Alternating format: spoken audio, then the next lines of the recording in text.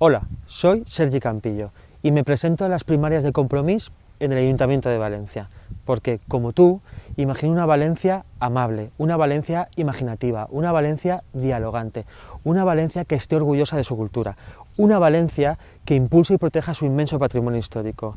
Imagino una Valencia que ponga en valor su patrimonio natural, como la Albufera. En definitiva, una Valencia verde que impulse su economía a través de su inmenso patrimonio natural. Mi experiencia en los últimos 4 años en el Grupo Municipal de Compromís en el Ayuntamiento de Valencia me ha hecho ver que el modelo del Partido Popular para esta ciudad es un modelo autoritario, caduco y corrupto.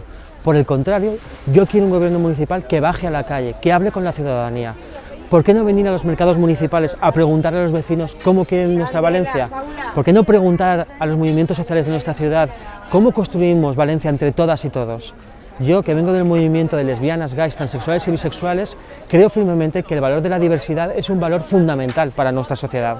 Frente a la Valencia de los grandes eventos ruinosos, quiero la Valencia de los barrios. Barrios bien conectados entre sí por un buen sistema de transporte público, por vías ciclistas. Barrios con suficientes zonas verdes. Barrios donde nuestros niños puedan jugar en las calles, donde nuestros mayores puedan reunirse en las plazas para hablar.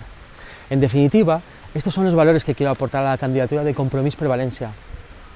Nos atrevemos? Imaginem Valencia.